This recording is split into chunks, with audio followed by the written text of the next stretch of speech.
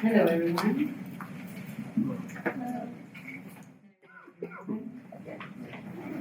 My name is Cristina Fontanes Rodriguez, and I'm the Archival Collections Manager here at CENTRO. Thank you for joining us again for preservation, self-determination, and archival practices across our archipelagos. This panel brings together researchers, practitioners, thinking through the ways we preserve and disseminate our shared histories. We will focus on documenting histories of colonization in the Pacific, the history of Puerto Rican and Filipino social groups, among other topics. Please join me in welcoming our panelists.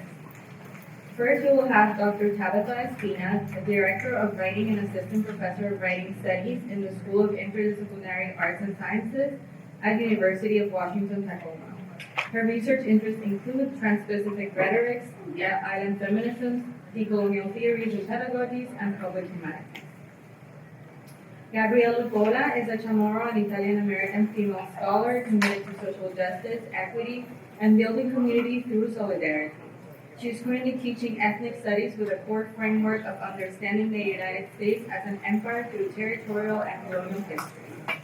She will begin her journey as the Government of Guam's historian, a position held jointly under Guam's Parks and Recreation Department as well as the State Historic Preservation Office. I want to see that. And lastly, we have Jeremy Santiago Rojas, a PhD student in comparative literature at the University of Michigan, Ann Arbor. As a comparativist, he is interested in tracing the connections, relationships, and solidarities between colonial territories in the Caribbean and the Pacific as sites that offer new possibilities and understanding. Currently, his work explores Filipino-Boricua relations through archival materials, literature, and media to reveal overlooked points of contact and relation that highlights narratives of anti-colonial solidarities, intercolonial migrations, and spaces of possibilities between archipelagos. Again, thank you for joining us in the conversation. I'd like to remind you to please put your phones on silence and be mindful of any side conversations. Like Rosa said, after the presentation, we will have a moderated discussion and then a Q&A. Wonderful half a day. As mentioned, I'm Dr. Tabitha Espina, and I want to begin by acknowledging that my presentation today is situated upon the ancestral homeland and territories of the Munsee Lenape, Wapender, and Waishengrenset people. I acknowledge the histories of dispossession that have allowed the Hunter College to grow and thrive on this vibrant terrain, and am committed to working to dismantle the ongoing consequences of settler colonialism.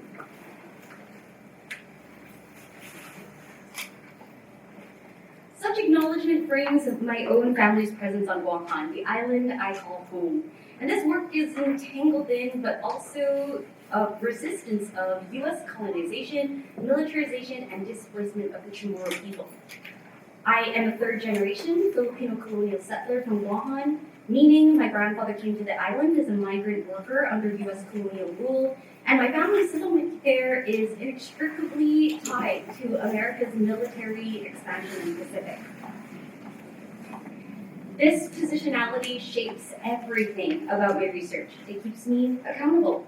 It reminds me that scholarship isn't neutral and that the work we do in the academy has real consequences for real communities. Teresita Taeva's specific notions are interworking within my intergenerational experiences as a Filipino on Guam in this historical moment within the context of indigenous sovereignty and settler colonialism. The Chamorro people of Guam have created counter-archives, documentary evidence of resistance that challenges over 100 years of U.S. colonial narratives. I want to argue that these archives are not just historical records, they are rhetorical weapons, political interventions, and tools for asserting sovereignty and imagining decolonial futures. The Democracy Now! Workshop, Counter-Archiving, Decolonization, Methods, Modes, Narrations, declares that a critical examination of archives and archival discourse becomes more than a pedagogical endeavor of studying the past, but also a political effort to reimagine the future against the violent erasure of hierarchies of settler colonialism, imperialism, neoliberalism, and racism. Guam, or Guam, as the U.S. calls it, remains one of the United Nations' longest unresolved decolonization cases, from the island being sold in the Treaty of Paris in 1898 to when the US established an unincorporated territory in 1946 to today. Generations of Chamorros have been denied the right to determine their own political future. Those of us in Guahan are American citizens as a spoil of war. We cannot vote in presidential elections. Our island hosts one of the world's largest US military installations. And yet, for 40 years, since 1892, Chamorro activists have shown up at the United Nations. They have testified before the Special Committee on Decolonization. They have documented their arguments. They have created what Dr. Tiara Nakuti calls an archipelagic rhetoric, a way of thinking and speaking that maps the Marianas not as an isolated colonial possession, but as an expansive oceanic site of resistance to colonial cartographic violence. In this way, through rhetorical and interdisciplinary critical interventions, counter-archive scholarship has moved beyond understanding the archive as a single, coherent, indisputable space. The counter-archive questions the ontological stability of the archive, and scholars and practitioners have further interrogated the traditional practices and processes of collection, classification, and violence through which the archive orders and maintains dominant categories of thought, knowledge, and representability. Official U.S. government archives such as the State Department reports, congressional records, and military documents tell only one story of Guahan as the tip of the spear, and a strategic asset, a necessary outpost and a grateful territory. But Chamorro activists, advocates, and allies together have created a different archive, one that documents resistance, one that centers Indigenous voices, one that says we have the human right to determine our own future. My research examines 3 types of archives that together form what set the course to a decolonial counter-archive of resistance. First, UN testimonies. I was tasked to analyze approximately 200 testimonies before the UN Special Committee on Decolonization and the 4th Committee. While many of the testimonies themselves have no records or recordings, I've been able to connect with some of the recent petitioners as well as consult written proceedings and news coverage surrounding these testimonies through the UN libraries. Many of the recent testimonies focus on legal rights under international law and the UN decolonization initiatives, and the majority are delivered by Chamorros who invoke Indigenous sovereignty in sentiment, if not in phrase. While the argument for self-determination remains constant, the rhetorical strategies adapt. Some are more poetic, others are diplomatic, others are situated in belonging and concepts of home. Across these testimonies, the commitment to self-determination persists. These testimonies navigate the paradox of asking a colonial institution, the UN, to help assert a sovereignty beyond that institution's authority. They're centering Chamorro identity in international space. And ultimately, they're creating a record that future generations can point to and say, our people never stopped fighting. Protest signs, organizational flyers, social media posts, t-shirts from marches, while not traditionally academically construed as archives, they are indeed documentary evidence of collective action. A protest sign reading, Mungadzuni Constitution, we want our Constitution, for example, is a rhetorical act of this counter-archive by making a claim to self-governance with the language of American nationalism and making this irony visible in public space. What I think is noteworthy as this work began to take shape is that many of these materials come from women-led organizations. Many of these women are doing the labor of resistance concerning the rights and safety of women and children. And as a historically matrilineal culture, documenting Chamorro resistance efforts in this way reveals whose voices, whose labor gets recorded and remembered. Third, museum exhibit as archive and argument. I recently completed consultation work with the Guam Commission on Decolonization and Guam Museum, shout out to Miguel, who's here, on an exhibit called Zamin Tihita Pues Hazi, Not Us Then Who? This exhibit itself is an archive of community-sourced materials. It documents history and creates meaning, but it's also explicitly an argument for decolonization. It refuses neutrality and grasps responsibility. This archive claims this is our story, these are our voices, this is our history to tell. And if we don't fight for this, then who will? I turn to 2 scholars whose work has been transformative for me in framing how these documents and collections function as rhetorical interventions. Tiara Nakuti, as I mentioned, is a Chamorro rhetorician and developed the concept of archipelagic rhetoric that argues that archipelagic thinking, understanding the islands not as isolated possessions, but as interconnected oceanic networks, offers a decolonial way of imagining indigenous resistance. Instead of thinking island by island, Chamorro, Samoan, Palawan, Marshallese, Pohnpeian peoples, think oceanically, understanding themselves as connected, understanding resistance as collective, and expressing this through an abundance of languages and cultural expressions. Vicente Diaz, a Filipino Pohnpeian scholar, writes about what he calls voyaging for anti-colonial recovery.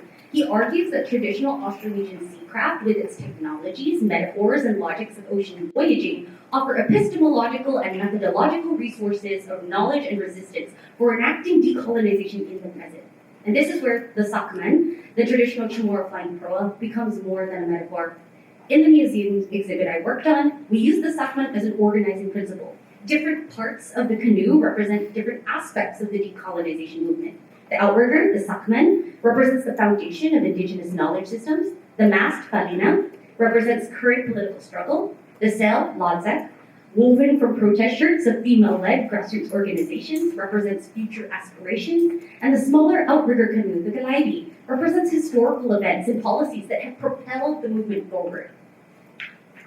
The sakman doesn't just represent decolonization, it structures how we think about it. It roots political struggle in indigenous epistemology and actual movement. It says, we have always known how to navigate. We have always known that we have to move together. These are the technologies that our ancestors used, and these are the logics we use now. I want to be clear about how I position myself in this work as a colonial settler, because the how matters as much as the what when doing this work of recording and reviewing.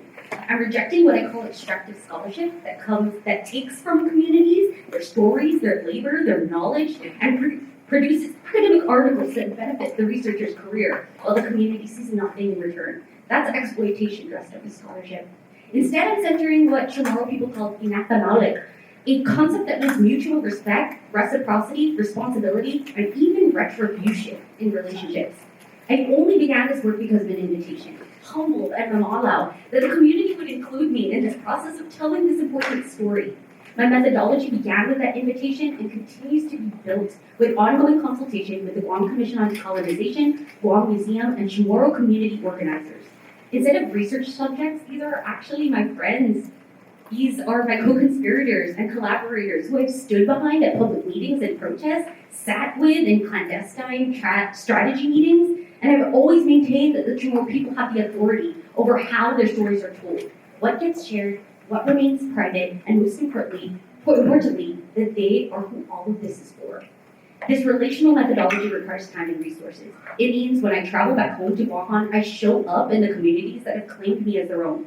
It means I'm accountable not to a tenure committee, but to a committee of trust I have been very graciously given. And it means the outcomes of my research are not just academic publications, they're also public resources, digital archives, museum exhibits, radio shows, artist panels, performances, and recitations of testimonies. They're tools that communities can use for their own purposes and liberatory practice.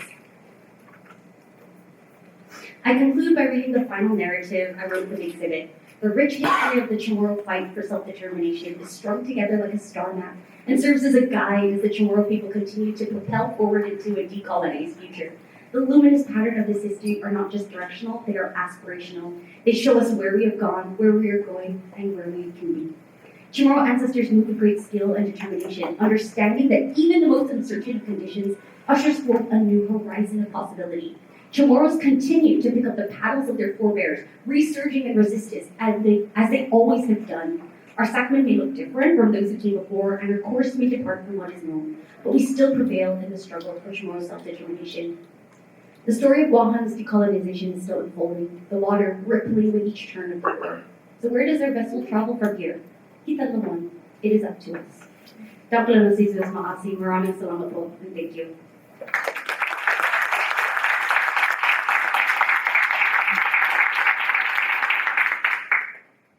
Everyone, can you hear me? Yes. Yes. Okay, awesome. Okay, so my contribution to this panel is guides for curating, archival exploration, and active personal repatriation. So this is going to be kind of a combination of personal and kind of professional things happening within my lifetime right now. So Gwakusi Gabi Lupola, my name is Gabi Lupola, I use she, her pronouns.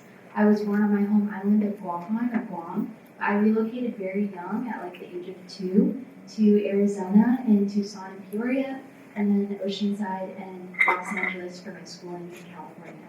And I currently reside still in Oceanside, which is like northern San Diego County. It's the ancestral homelands of the Luiseño and the Kumeyaay nations, and I'm really grateful to be hosted by them, and I'm super grateful to be hosted here on native unceded lands and territories. And yeah, so I am a product of a matrilineal society. I wanted to share this image of me and my grandmothers, and just thinking about the fact that I was born in the diaspora, but I really have always had a sense of wanting to reconnect with my homeland. And for educational purposes, I kind of utilized my undergrad and my graduate experience to kind of learn my own history alongside other people. I was really grateful to have Chamorro historians both at Pomona College for like undergrad and Keith Camacho for UCLA for grad school. And so my undergrad thesis, I kind of felt really compelled to tell the entire history of Guam to a bunch of people that weren't aware of it at my undergrad. And so I also wanted to kind of have little bits of introduction, kind of exploring the political history, understanding the ways that Chamorros have always resisted and sought to be recognized for how they felt in wanting citizenship, perhaps wanting independence, and kind of happening in like the 80s and 90s. We do run on island time, so the activism that was displayed in the 60s and 70s, it was a couple decades later on Guam. And I cover some organizations like OPIR and East Chamorro, and then I also talk about more modern activism through Protecting the Text and Curating, and then also some other organizations towards the end, and that was published in like 2021, it's like a post-COVID thesis.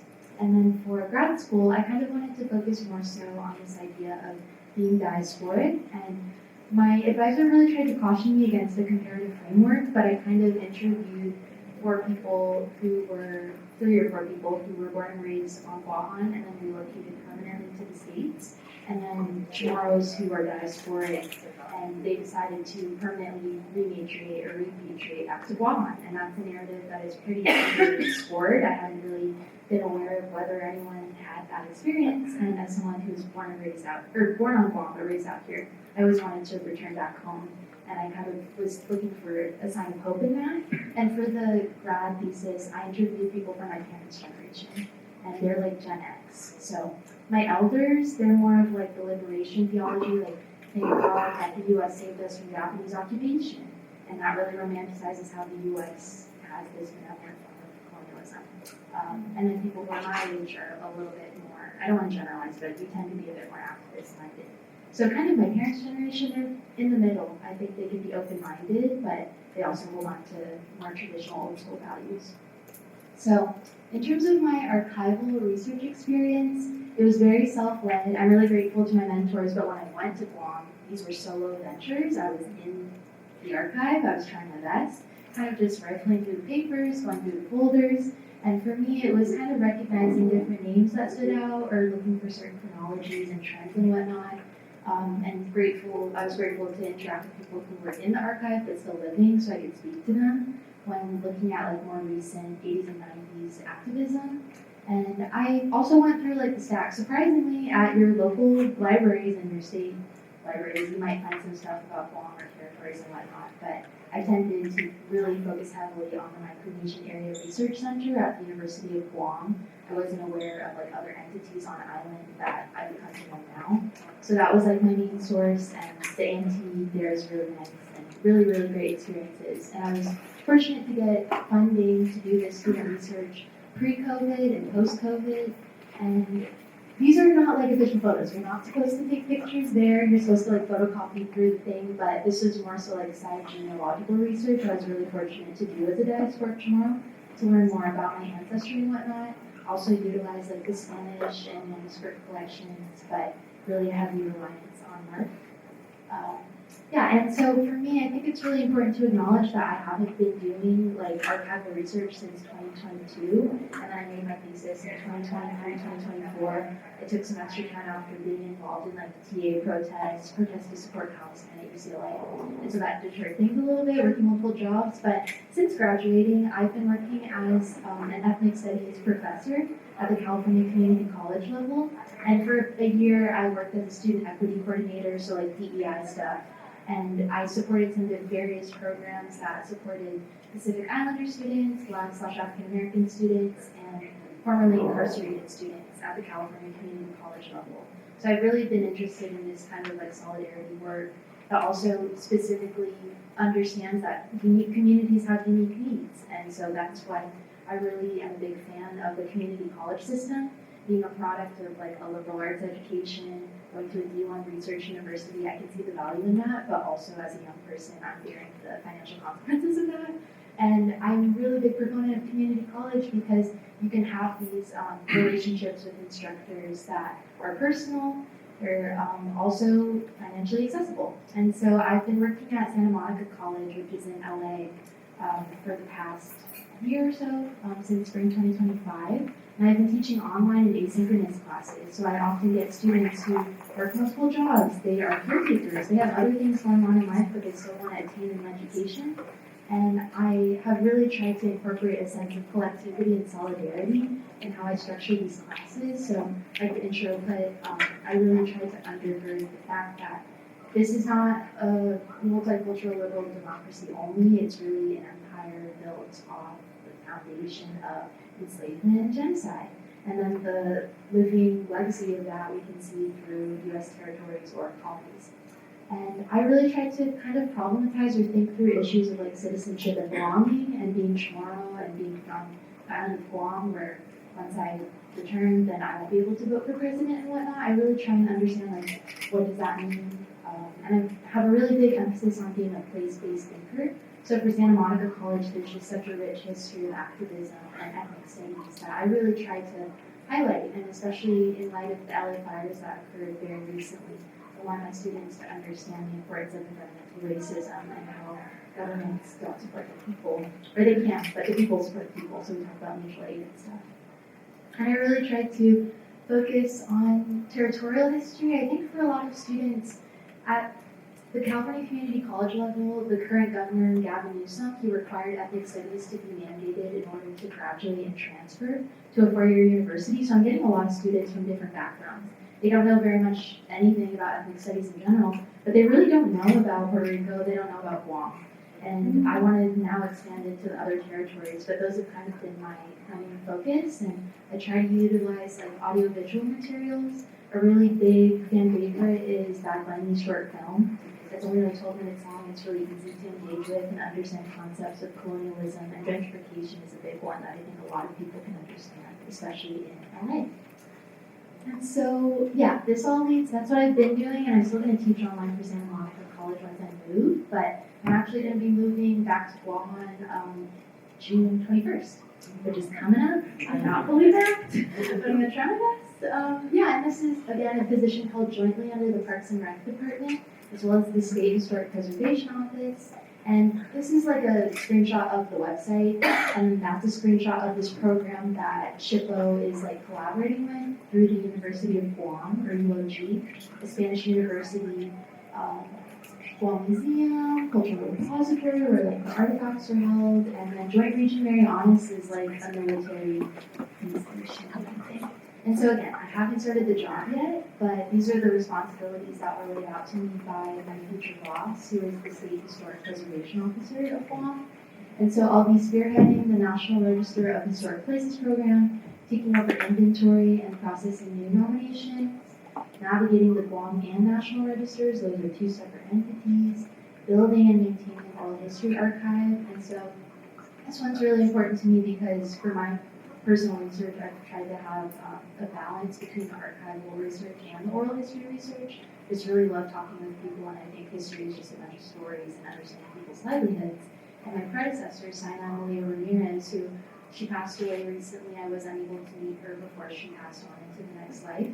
she had a real emphasis on oral histories, and I really want to maintain that legacy, even though I wasn't able to meet her. And yeah, the execution of the Guam Preservation Program. And so, yeah, haven't been to the office. This is just a picture I took when I was at the Mark, but again, it's held under the Parks and Rec Department, but also the State Historic Preservation Office, and it is an entity that should have ties with other things on island, such as Mark, such as the repository, Guam Museum, etc. And I really kind of want to have this dual emphasis on, yeah, I'm going to become a government worker. I've never worked in a formal institution, and usually I'm very much like fight the man, fight the power, and I'm all about that still. But I will become a public servant. And I want to emphasize the servingness rather than just only being in the institution. And for me, a big part of that is maintaining my personal morals and an emphasis on protection and perpetuating culture. And so I wanted to just share some like theoretical things. I haven't been doing like academic stuff besides like teaching introductory level, so I wanted to share some concepts that are important to me.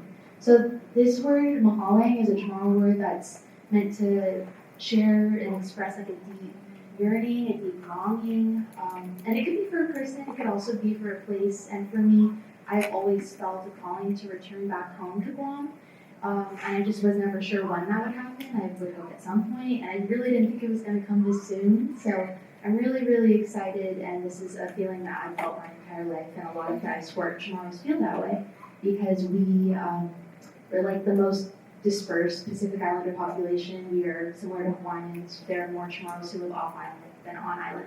And so it's a blessing, and I feel very grateful that I get the chance to return. And it's expensive too, so if I didn't have the job, I would be returning essentially. And then repatriation. This is a concept that kind of pushes against repatriation, you know, the patriarchal notion of that. And again, Guam has a matrilineal society, so I really see it as an undertaking and something I want to push for in my own personal life. It's a job is a job, but I also want to like maintain and carry the values that I've held through my education and onward.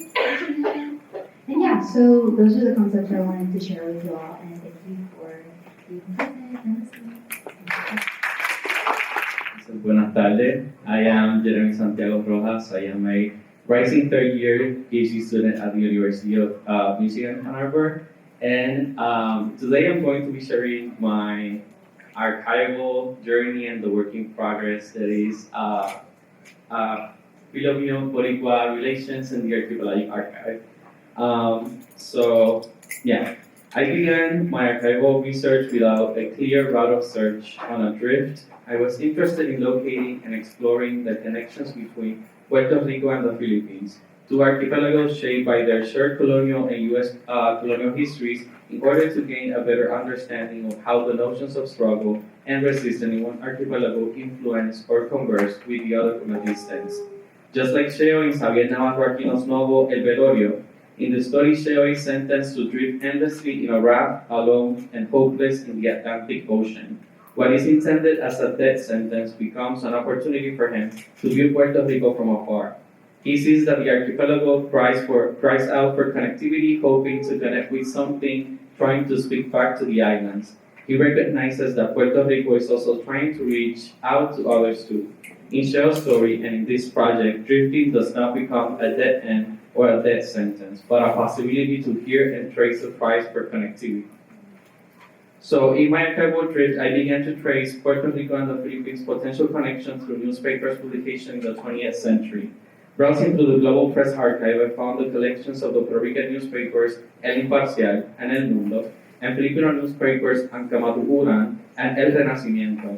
In these collections, I was able to find multiple opinion pieces published, circulated, and translated, analyzing the struggle for independence from the United States in both Caribbean and Pacific archipelagos. An example of these dispersive relations is the 1909 piece titled Filipinas y Puerto Rico. Originally published in Cuba and republished in the Philippines, the column traces similarities between political parties and ideas in both archipelagos, and the text concludes with a warning. If Filipinos and Puerto Ricans do not start joining forces, they will be subject to intervention for a long period. After hours of revising multiple publications like this one, a headline caught my attention. In May of 1966, both El Imparcial and El Mundo published a short article Celebran Primer Aniversario Club de Damas Filipinas. The story described the first anniversary of the Filipino Women's Club in Puerto Rico, founded in 1965 by Helen Di Maano. According to the newspaper, the club was composed of about 20 to 25 women born in the Philippines, married to Filipino men, or of Filipino descent. Both pieces describe that the main purpose of the club was to create a better understanding of the Filipino and Puerto Rican islands through civic, cultural, and charitable works. What immediately stood out to me is that these publications are all the evidence I could find of the club's existence. I have not been able to locate any earlier or later reference. The story made visible the unrecognized Filipino presence in Puerto Rico, and this raised a series of questions that the archive does not answer. And is how long had these women been in Puerto Rico? What motivated their migration to the Caribbean archipelago? And what can this image tell us about these questions and the potential Filipino-Borico relations that have taken place in Puerto Rico? So taking the Club de Damas Filipinas in Puerto Rico as a starting point, I started thinking about the Filipino-Borico relations as the historical moments or cultural productions that attempt to document the connections between Filipinos and Puerto Rico, as a place where they live and where they existed but briefly documented, as well as the relationship between Puerto Ricans and Filipinos as people who share similar colonial struggles. To further trace the Filipino-Borico relations, it is necessary to work archipelagically with archival materials, musical performance, literary productions, films, and other types of documents that could contain fragments of this history. Filipinos and Puerto Rican has been in contact within and outside the Caribbean, recirculating publications and discourses, thinking in relation to each other long before 1966 and even 1898. Eduardo Portel Rodriguez y los Filipinos de la Playa de Ponce highlights that the first traces of Filipino presence in Puerto Rico range back to the census of 1866 and 1869. Each census registered the presence of one Filipino. Additionally, the circulation of military crews between Puerto Rico and the Philippines could potentially explain why most of the Filipinos in Puerto Rico were located in coastal zones and why newspapers like Ang Kamatuuran and El Renacimiento translated and redistributed opinion pieces published in Puerto Rico and Cuba that argued for a joint solidarity anti-colonial movement between Puerto Rico and the Philippines for their independence from the United States. And this is also visible in the archive that's available here at CENTRO of the Puerto Rican organizer and pro-independence leader Juanita Arrocho that contains a photograph of her husband Homero Rosado with fellow soldiers in the Philippines during World War II. So, going back to the club's anniversary, what we have here then in the archival material is not a continuous history, but a brief scene within this larger history. A moment of encounter between Filipinos and Puerto Rican that becomes legible only through a newspaper snapshot. The story of the anniversary doesn't necessarily provide answers to the questions, but however, approaching the absence of the archive, inspired by Saidiya Hartman's critical fabulation, animating the story opens up the possibility for us to reimagine how the potential interactions between Puerto Ricans and Filipinos might have been. In order to get a sense of what the anniversary might have been like, I first examined the news article to see how it portrayed the events chronologically, and then gathered all the visual materials that evoked or represented the performances. So, let's imagine. It was May 21st, 1966. The Filipina Ladies Club was celebrating their first anniversary by throwing a benefit party in the neighborhood of Cupey to help Debbie, a 5-year-old disabled Puerto Rican girl, buy a bed. They served a buffet for the guests who were already arriving for the anniversary celebration. Filipino and Puerto Rican dishes blend with each other at the table to receive guests from other archipelagos. The press arrived shortly to document the event through photos and a short reading piece that will become the only piece of existence of this club. The photojournalists of both El Imparcial and El Mundo started taking pictures with the Filipina dancers. Gracie Smieta, Josie Cordero, Agnes Pascalso, and Katy Mawanta took the stage wearing their traditional dress ensemble to perform. They were able to present a technical performance. The clappers proceeded to hold fairly two bamboo poles and use them as a percussive instrument, tapping and sliding them on the ground and against each other in coordination, while the skillfully dancers stepped over and in between the poles in a rhythmic dance without getting trapped between them. Right after the tinikling, Wilanelli went on stage to display a Pinas One performance, balancing 3 glasses filled with the water or wine on her head and hand while dancing. Nelly was a member of the Bayanihan dance troupe founded in 1957 in the Philippines with the purpose of preserving indigenous Philippine art forms and promoting international goodwill through performances. After Nelly finished her presentation, the guests were clapping. Meanwhile, the Filipino singer and composer who lived in Puerto Rico, Daniel Apolinar, was waiting to start his set as a musical guest to conclude the event. So, Performance is central to this story. Diana Taylor in the archive and the repertoire defines the repertoire as an embodied archive that has played a central role in conserving memory and consolidating identities, and present performance as a vital act of transfer, transmitting social knowledge, memory, and a sense of identity through reiterated behavior. We can speculate that these cultural performances might have been both an act of cultural transfer and an act of preservation for the Filipinos established in Puerto Rico, but we also don't know who was present in the event. So focusing on the potential guests that were present in the anniversary of the club, I asked, who was the intended audience of the event? Were there Puerto Ricans and Filipinos? And was there any syncretism or amalgamation of the Filipino and Puerto Rican culture performed as a result of living on the island? Thinking through the physical element of the repertoire raises an important question, and is how can we trace physical or face-to-face relations between Puerto Ricans and Filipino in the archive, since this type of interactions don't leave traces in the archive as they are ephemeral acts. So it is necessary to reorient our search, and in this way the story of the relation between Filipinos and Puerto Ricans in the Caribbean archipelago might not have been written or contained in a studied document, but it might still be performed existing in a repertoire. So working across discipline, methods, and sources, this paper benefits greatly from archipelagic thinking as a method. Scholars Michelle Steffen and Yolanda Martinez San Miguel argue that archipelagic thinking is an invitation to think beyond the apparent isolation of disciplines, institutional formation, methods, regions, languages, and forms of knowledges. Recognizing that the multiple histories of Filipino-American relations are fragmented and dispersed in multiple archived regions and languages, it is important to build collectively archipelagos of objects and methods to start tracing and connecting the shared colonial histories of Puerto Rico, the Philippines, and other territories. So similarly to how Yamaira Figueroa Vasquez and Yolanda Martinez San Miguel discussed the migration of Puerto Ricans to Hawaii, the interactions of Boricua with multiple ethnic groups, and the Hawaiian dimensions of Puerto Ricanidad in Frank Espada and Manuel Ramos Otero's work, I asked how these materials might contain stories about intracolonial migration and anti-colonial solidarities that can inform us of a Puerto Rican dimension to Filipinidad and a Filipino dimension to Puerto Ricanidad. However, these stories are not complete, they are fragmented, and this is where the Archipelago Archive emerges as a space to envision our past, present, and future histories relationally. By conceiving each archive, publication, event, story, and performance as its own island, the act of interconnecting each material through our work and within a larger history of intracolonial migrations and anti-colonial solidarities, we are imagining archipelagos that help us understand how these traces that exist in isolation but exist within the archipelagic archive created through the connections we create.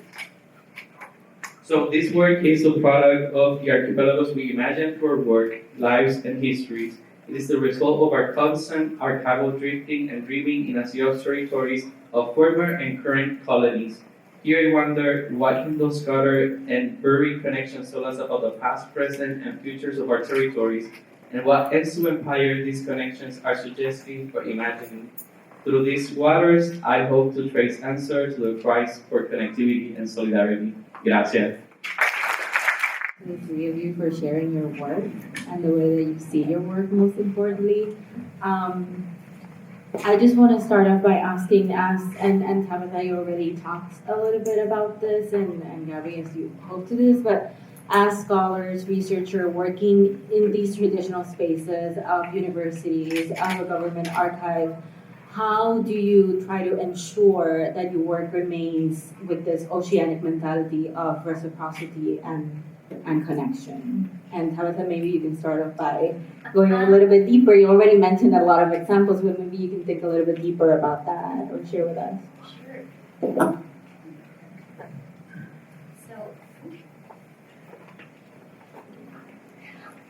So to be clear, no one will report back to University of Washington, right? But I always joke. So I basically joke that I'm a contemporary Filipino overseas worker, and my role is not as director of writing or a professor in writing studies, but actually an agent to siphon resources from empire. So what I've tried to do is infiltrate higher education, and every time I'm back home, I work, I live in Wuhan. I'm there 5 to 6 months out of the year, one of the few benefits of an academic schedule, wherein I have the privilege and flexibility to do so. But every time I'm home, I'm constantly thinking and situating how my resources, materially, intellectually, can be transmitted and rematriated, I guess, back to the communities that would be best served.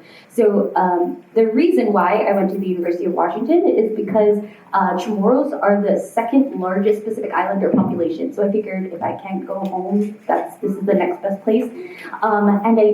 Speaking to Gabby's point, a lot of my Chamorro students are fascinated by the fact that I grew up in Guahan, and for many of them, I am the only connection, other than their grandparents, of memories from home. So again, I think one of the ways to do the work is to be very honest about my privileges, honest about the access to resources that I have been able to have, and then really being determined to figure out how I can leverage my position in a way that benefits my community. And to, putting it out there for those who would be interested, I am also convening a conference on free association at the University of Guam. I'm looking for co-supporters, so if you are interested in any of that, please see me. Okay, yeah, I think this is something I've definitely been reflecting on and contemplating for the past couple months. So I got hired in January, and I've been waiting to figure out when I would start. It is a very bureaucratic moment as months pass and figuring out when the job would start, and I'm moving again June 21st, and there's been a lot of interesting stuff happening with my office in terms of public dismay about how the programmatic agreement is kind of unfolding and not having public input and whatnot, and I'm not overseeing that. It's my boss, I think, but I think for me, stepping into this role, which I haven't begun yet, I really want to be aware of my positionality as a diaspora tomorrow. So when I arrive on island, I really want to come from a place of humility, of having allow a sense of shame, and that's a good thing in our culture. Also, like Catholic guilt, that kind of thing. But it's a sense of like, yes, I am from Guam. I was born there, but I was raised out here in the States or in the continent, and I really want to hear from the people who have been living these day-to-day experiences and understanding how our work impacts them, and coming from a place of openness and wanting to see what I can do in my capacity, and being activists in other ways within the institution that, yeah, I won't know until I get there. So it's a lot of like speculation right now leading up to this thing, but I really want to leverage the responsibility that I'll have as a historian, which when I studied history, I didn't really think that was a real job, but sometimes it is. So yeah, I'm excited.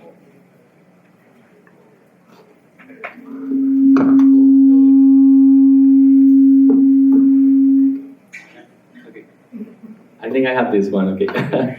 So, in terms of how do I think like my work and like the reciprocity and how to like imagine like the future tracing of like further solidarities, I think that a question that I have really present while doing this work, I think that is similar to Kavita, is just having in mind like my positionality and the privilege that I have like working with archive. That's like a pretty privileged position. Not everyone gets to work with archive and like have the tools to understand what an archive is.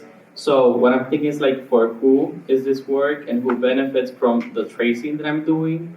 And I think that made me think on the language in which I'm writing and how I am interpreting the materials with which that I'm working with. So like the reimagination and putting into play what the newspaper publication simply like mapping out is a way to like present in a very engaging way the materials with which I'm working with, making it accessible for people who are not necessarily academics, and they can like make the connections very present and visible, because I think there's something that I struggle with, like the histories of our territories are not teach relationally. So when we come across these like materials, people are like, so what were like Filipinos and Puerto Ricans have in common beyond like their passion for Miss Universe? So it's just like trying to make those connections historical and how we share like a similar struggle. So that's what I'm thinking So it's basically how to make my work public facing and how my work can be an invitation to conversations, to be in conversation with other people, doing work with other people, and work in the general sense, like community work, archival work, academic work. So how we can benefit archipelagically from different discipline spaces and forms of knowledge. So yeah. Thank you. I was also curious to know whether in your research of using the traditional archive, did you ever come across a silence and thought or maybe found evidence that that was done on purpose by the person missing from the archives? Was that, because I often think about erasure or not being in the archive as a form of rebellion to those epistemologies that are foreign to us because of how the archive is framed. So I'm wondering if you have come across that or thought about that.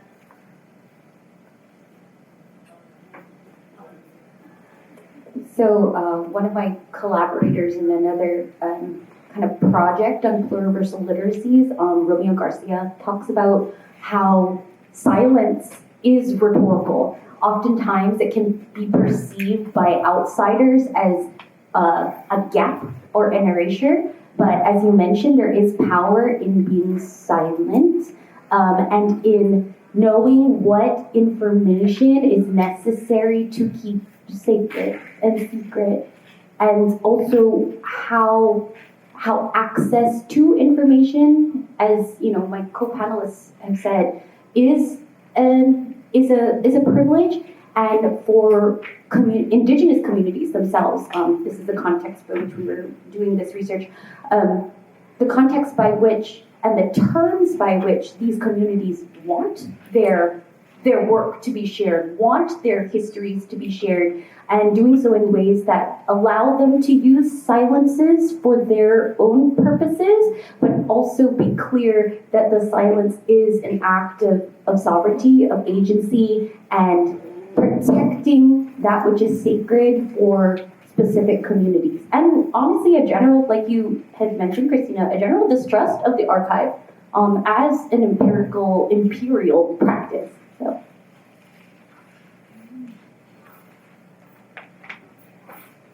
In my case, I think that it's pretty similar to Tabitha. I think that like making the distinction between like a community archive and like traditional archive is something really important to like interpret like silence and erasure and absence.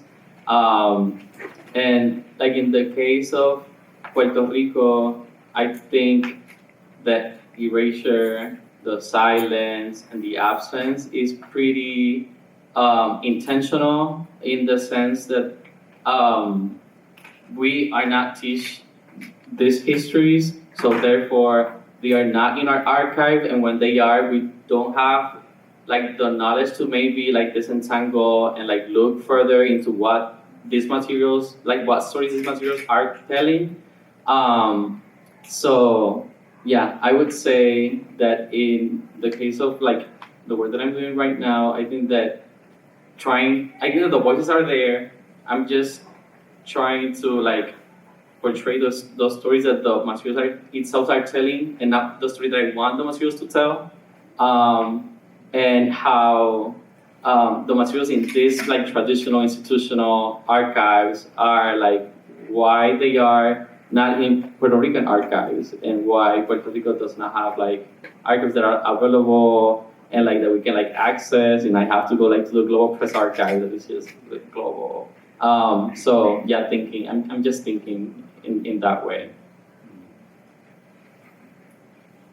So for me, my archival research it spanned time, but it mostly focuses on like the 20th century. And so I feel like for Chamorro studies, as of recently, there's definitely been a proliferation of different academic articles, academic writings, more growth in like that work stuff. So I feel like there's a great lineage for me to lean off of and kind of continue developing different things that can add on to the wealth of knowledge that we've accumulated recently. And so in the realm of oral histories, which I think is really, really important and pushes back against traditional history notions, it is an intentional thing to not share certain details and include that in the archive that like my auntie tells me or a friend tells me or my grandma or something like that. It's respecting people's privacy and having a sense of mutual consent in terms of what you want to publish and put out into the world. So that's what it made me think of.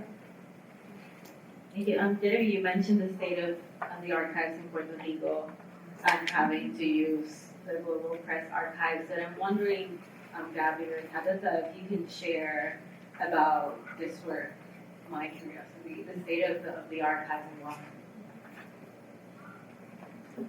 You can go. I was like, oh, we'll just continue this. So the archive that I presented on through the Guam Museum was really cool because it was community sourced. I worked with the Guam Museum to put up an Instagram post that said, if you or your family members have something to contribute to this exhibit for Guam by Guam, please share them. And it involved like me texting people, okay, do you want to meet at the mall? Like, where, like, oh, there's a community event here. Are you gonna be there too? We can just trade it from the back of a pickup truck. Like, this was how we developed this archive, and I thought it was so meaningful and so beautiful, and the community felt invested in it. Like, they walked through that exhibit and were taking pictures and saying, there's my grandmother's photo. And so I think I would really like to see more of that. Prior to this kind of work, a lot of it was done kind of externally. We have a lot of, as Gabby mentioned, growing interest, scholarly interest in Gohan. So you have folks who are like on fellowships coming in and like, we'll give all this money for all of this work, we'll bring students, which again, right, siphoning resources, all for that. But yeah, I think having something for Gohan's people by Gohan's people was really a critical part of what made this work meaningful, because I'm not an archivist, I'm a rhetorician. But I think the future I see is, yeah, more community-sourced, more community-driven archival work. And while the MARC has been invaluable, and I love its director, Dr. Ken Cooper, who was supposed to be here, hanging out in New York. But I do think that gathering together to produce an archive that speaks our stories and shares our history from our perspective is a move that I see continually. Yeah, I guess I would echo that. Again, I haven't been to the archive since like 2022, so it's been a couple of years, but I would like to share, like, as a diasporic Chamorro, there's a lot of movement and action happening in California. That's one of our biggest, like, epicenters of Pacific Islanders. And so a really great resource is the Pacific Island Ethnic Art Museum, and they have a recent exhibition on World War II survivors that came out recently, and I think that's a great resource that kind of attests to the archives connecting with people and their lived stories and whatnot. But I guess in terms of my future job, I want to make it more publicly accessible and easier to navigate. Just because I did a lot of solo projects and, like, I'm a very invested self-advocate kind of person, but if I have issues navigating that, then it's going to be trickier for other people. Yeah.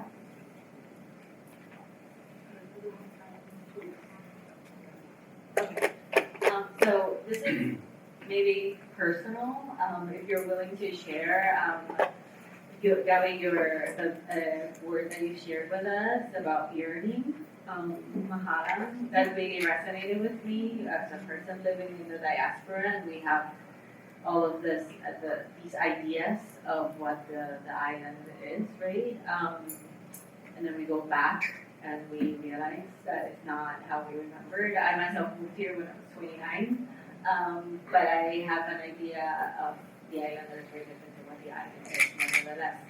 So I was wondering if you three could share what it's like on a personal level, living in the diaspora, going back and doing this sort of work. What do you encounter in terms of your personal, like, beliefs and remembrances of navigating both, like, the bureaucracy of the archive and just, like, meeting people at a mall, how slowly stuff moves, like, all of that. I'll start. Yeah, thank you for bringing that up. Mahaling is a very important concept to me. I definitely had an identity crisis when I was younger that I felt like contented with enough, but being raised in Arizona for the first portion of my life, from like the age of 3 until the end of 4th grade, in predominantly white areas, I just was always faced with like, where do I stand? What does it mean to be from Guam? And I was always told like, oh, Guam is so beautiful and all of your family still lives there. And I have been fortunate to go back to Guam for like Christmas or funerals. It's like $1,500 usually. You always need a connecting flight. It's far. It's like 6,000 miles away from California, so it's even further from here. And I'm, again, fortunate to go for research trips. And the last time I went in 2022, I really tried to envision myself as an adult there. So I would do like paddling, that's something I'm passionate about, connecting with cousins and whatnot. But it was definitely a real reckoning in terms of when you are raised out here, you kind of romanticize what life would have been like on the island, to grow up with your cousins, grow up with your culture, and then you get there and you're like, oh, wait, I'm definitely different. And it's not that they won't accept you, but it's a learning lesson essentially, and I'm really excited to connect. But I know that there will be moments of discomfort, not just in the job itself, but in my personal life, I guess just adjusting, because my like nuclear family structure will still be in California. And yeah, so I think that's how I feel about it, but I appreciate the question so much.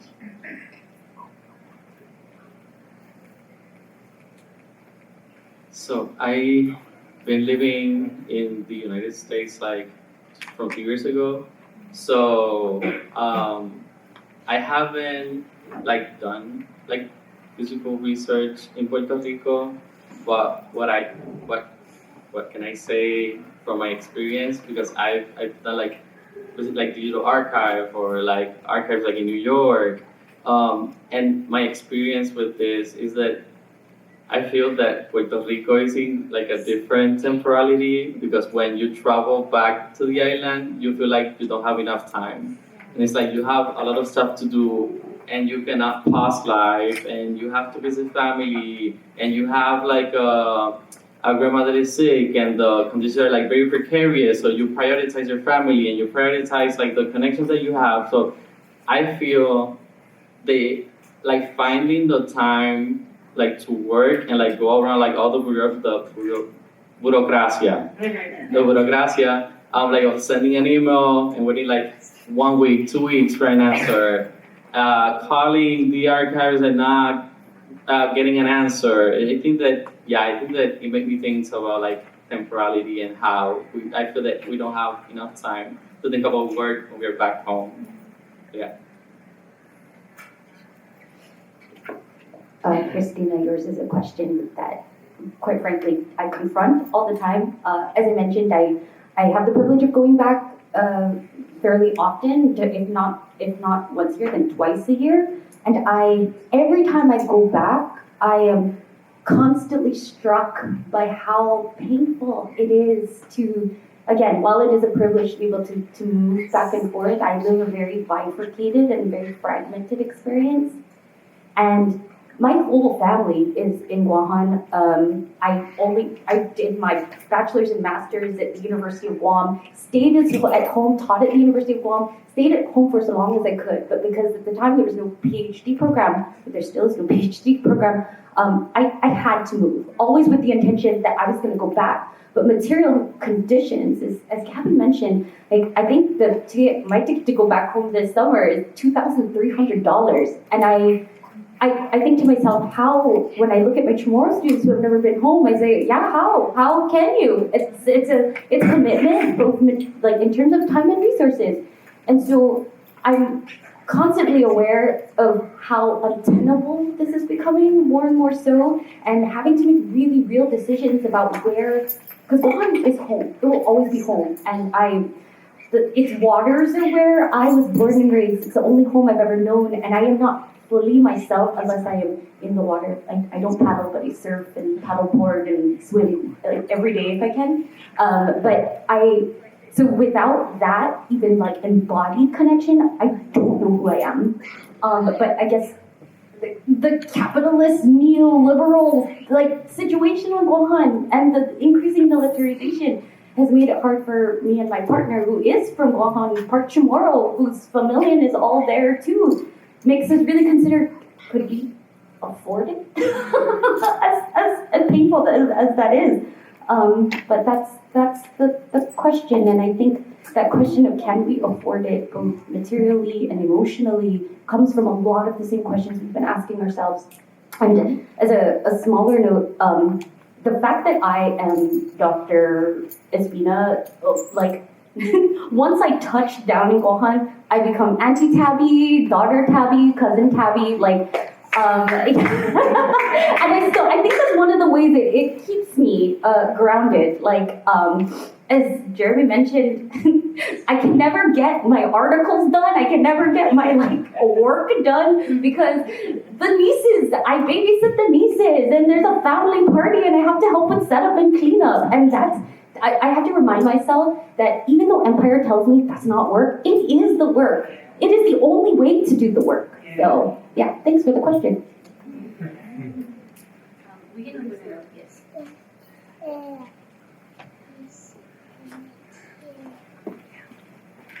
Okay, the first question is from young Julie. I want to ask about the possible tensions arising from the institutional nature of archives. For example, how was it working with the archives of the UN that has been ambiguous about indigenous sovereignty? Or is the Guam State Archive supportive of decolonial archives? I wouldn't say that, I mean, aspirationally, I would like to think that the Guam as a state was supportive of a decolonial archive. All of this was admittedly subversive. It was me using my university credentials to access the UN libraries. And every time I would go into the records from the committee and the hearings, I kept getting error messages. And then I would have to message the UN libraries and say, this is missing, you have a link here, or you have a recording that I'm not able to access. Didn't hear anything, got some library TAs on it, they also heard nothing. But really what provided access was me reaching out, actually looking at the names of the petitioners and saying, oh, I know this person. Oh, if I know this person's auntie. So if I just email them and say, oh, I'm your auntie's friend, da da da da da da, and that's what got responses. That's how I was able to get kind of a surrounding context that allowed me some semblance of what happened there, but never really the full story.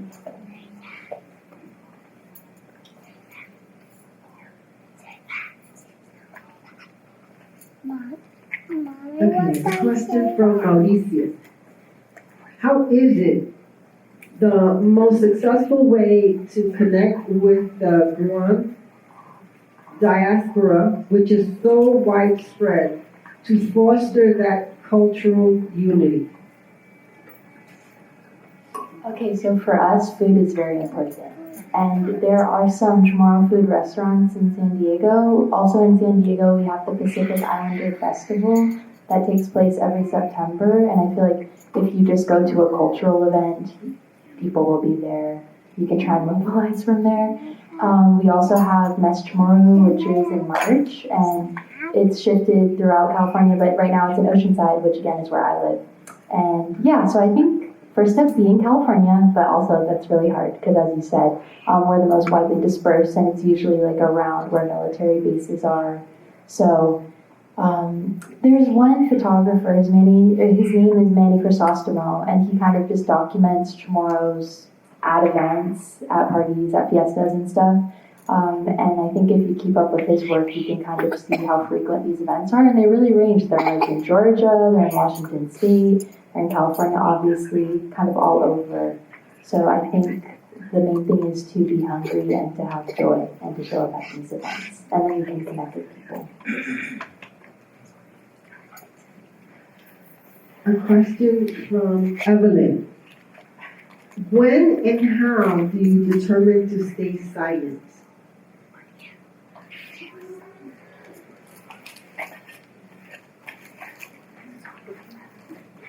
Right now. I'm choosing now. I'm a colonial settler. I fully recognize that my family's, and my ability to claim Guahan as home was because of the dispossession of the Chamorro indigenous people. And so in this fight and this, every time I make this claim in the continent, they're always like, oh, Filipinos are so supportive of indigenous sovereignty. I was like, I am of a minority. I am an activist. Filipinos for Guahan is an organization I helped co-found, and we have determined that the fight for Chamorro self-determination lies with Chamorros. And I guess a practical example of the silence is my grandfather came before the people of Guahan got American citizenship in 1950. He came in 1946 as a cook for a naval ship. So by definition, my family are native inhabitants. If there is a plebiscite for a decolonization, my family and I could potentially vote in that plebiscite to help determine Guahan's political future. I find that complicated because I am not Itataltano. I'm not from the island as much as it has allowed me to be there and my family to claim home for generations. And so every time I let our stewards of the Tano, the Tasi, Itataltano lead the way in terms of self-determination, and as a colonial settler, the best thing that I can do is walk with humility, not alongside but behind the Chamorro people. So.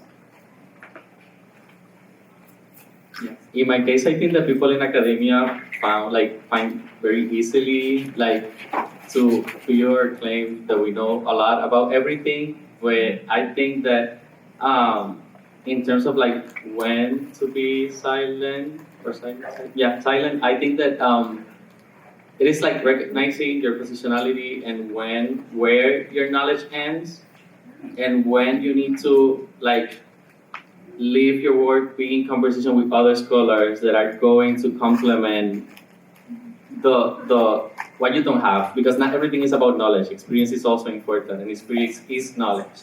So there's a lot of things that as a scholar I'm not going to be able to talk about. As someone who is not Filipino, I'm not going to be able to talk about. So just recognizing my positionality, where my knowledge ends, and what kinds of knowledge I want to center and be present in my work, and also talking about the knowledges. I think that is also really important to when working with different kind of materials, what materials were used or produced for diffusion, and which materials were not made for diffusions. I think that speaks a lot about what knowledges, correspondence was not made for the public diffusion, and want to remain silence, and to speak to certain people that are meant to find them in the archive and not through the work of other people, if that makes sense. So I would say that.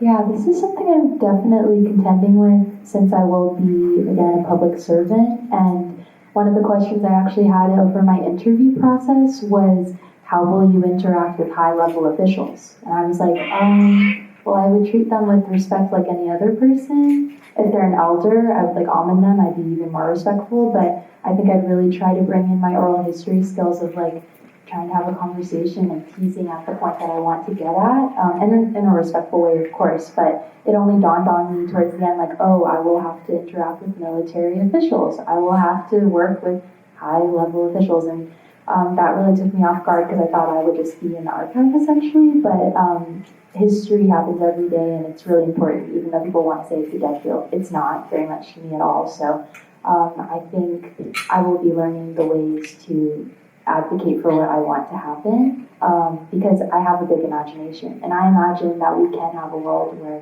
the U.S. military doesn't have as much of a hold on us, but we just have to dream for that, and we can work towards it.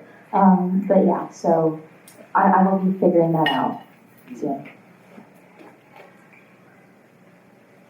A question from Jazz Marie. A lot of contemporary preservation and access strategies center around the digitizing of materials.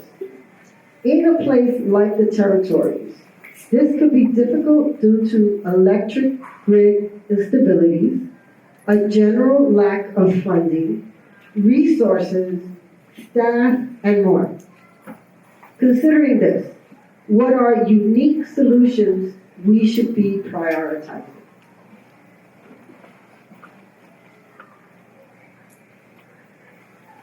I think there needs to be more collaboration and access, and I ran into Maget on my way here, and he was like, yeah, SHPO needs to have more of a relationship with the Guam Museum. And so I think investing in other entities on island, local stakeholders, but also attending a conference like this, like I never dreamed that this kind of thing would be possible. Like I talk in my ethnic studies class about how Guam and Puerto Rico have similarities, but I didn't realize like something like this could happen until I saw it on social media. So I think taking on the practice that you said, kind of utilizing different funding sources from different universities and applying for scholarships and fellowships and those kinds of things, trying to make the money circular. But I've never taken an economics class, so I can't really attest to what that would look like. But maybe someone else is more informed on that. I do. Or more inspired. No, I'm actually going to throw a wrench in some of this because, and we've been able to effectively avoid it. But the topic of AI, right, comes up a lot, not only in my work in writing programs, but specifically when it comes to the archive. So another collaborator who established DELP, which is a digital archive for Cherokee and Lakota tribes. She worked for the last over 10 years with tribal leaders, transcribing the Cherokee language, getting ancestral knowledge, all for and I had no idea that this happened, but or that this is possible, but like a scraper bot access those archives that were built on relationality, that were built with trust from the community, and put it into this thing by which only the richest will profit from. And I was like, oh, intellectual property and maintaining digital sovereignty is another space in which we have to fight. And so I don't have questions. I'm learning more just about the scope of the work that we have to do and the means by which the exploitation of knowledges is now exacerbated by this new technology, and finding ways to understand it so that we can figure out ways to resist it. But for me, at least, in all humility, this was something that I am grateful that I now know, so I can be more strategic about how I share information, to whom, and being clear to those who I am doing research with, how their work will be used. And if I am committing to the protection of and the stewardship of this knowledge, what am I doing to ensure the integrity of that and to maintain the promises to the people that I work with? In the case of Puerto Rico, I think that I can really highlight the work because there are efforts of digitizing and working with collection and making them accessible. I know that there's initiative from Rutgers University, from Rutgers University, and they're actively digitizing collections at the archives in Puerto Rico, and I think that the way that they are doing it is really effective because they're not only digitizing materials and making them available online, but they are also have a whole program of undergraduate and graduate students that are being recruited to navigate the physical archive, to digitize the materials, to know how to navigate a digital archive, and also to produce articles and knowledge from the materials that they are working with. So they're creating opportunities for Puerto Rican studies in Puerto Rico while also creating a digital archive and teaching the students and being in conversation with historians to how navigate physical and digital archives, how to create digital archives. So I think that's kind of I don't know that infrastructure is the word. I don't like the word, but I think that that's the one that comes to mind right now. But they are creating a system for future historians and future archivists to know how to navigate the physical and to create the digital, and yeah, to think how to create knowledge from these spaces, I would say. Yeah.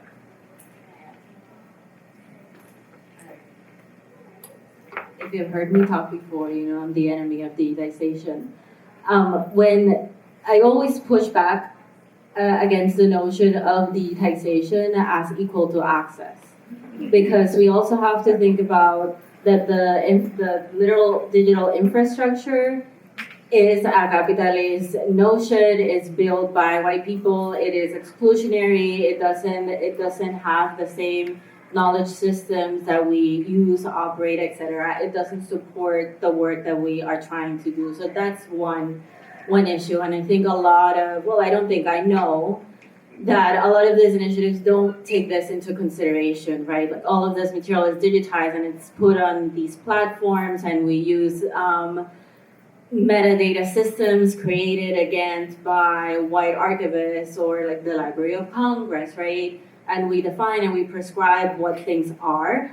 In thinking of how to make materials more accessible, we can also think about, and this is a big dream, but seeking funding for people to come to the archives, right? Because that's one thing that I get pushed back on. Okay, but if you don't digitize the materials, then people can't afford to come. For example, New York City, it's expensive to come here. It's super expensive to come to Puerto Rico and more now, and it's an expensive city to be in.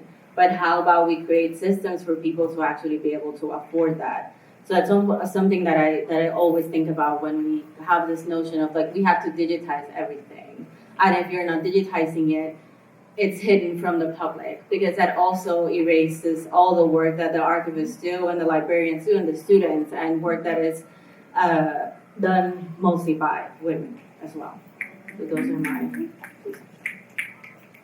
And also the environmental impact. Okay, bye.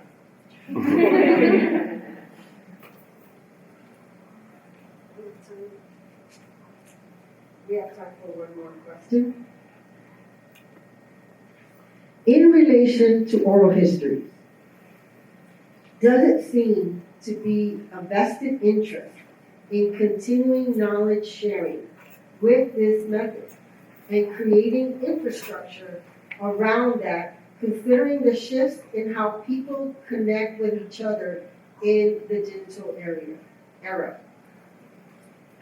We hear a lot about community sourcing of archives, but curious about oral history as they are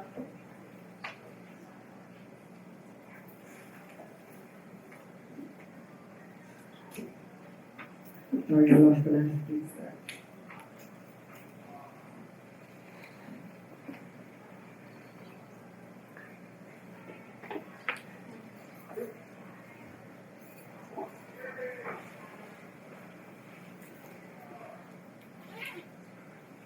So can we have that? Yeah.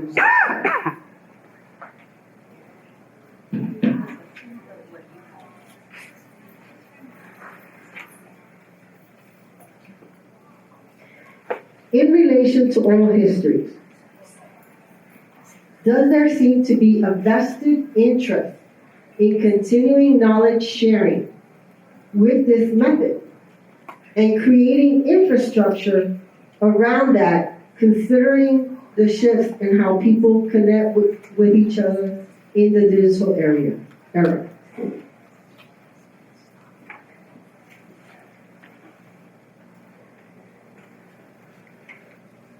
I think that my answer is going to be very brief, and I think that is something that I need to think about, because in this process, like my bachelor's is in journalism, so it's like a very like automatized way to get information from people and like diffuse it. And then I'm doing a PhD in comparative literature, so I have like, I think that I've been like training myself and seeing like how to do with an archive or how to do oral histories, and what's the difference between like an interview from a journalist's point of view versus a conversation from an oral histories point of view.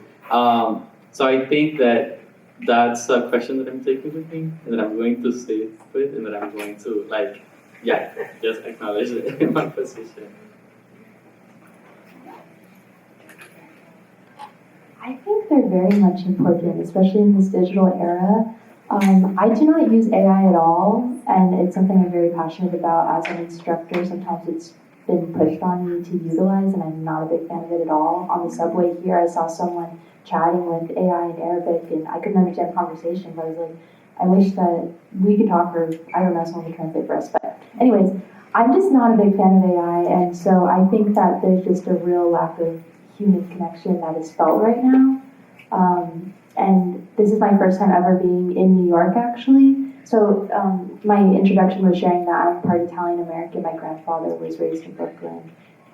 He met my grandma in a military way in San Diego. And so anyways, I've been able to have some really lovely conversations with people and just approaching them and chatting one-on-one. And I think oral histories kind of not only just like give a glimpse of someone's life, but you can kind of see into bigger pictures and bigger patterns when you get to know someone's life story, and that's invaluable. You can't really put a price on that, and so I think they're especially valuable. I think there just might need to be a way in which it becomes more engaging than rather the academic piece or the transcript. Like, it's good to have that, but also like an audio-visual component. For my ethnic studies students, they really relate and connect to when people can tell their own stories. And I think that's the value of ethnic studies, is when people are telling their own stories and not some high-up historian or something.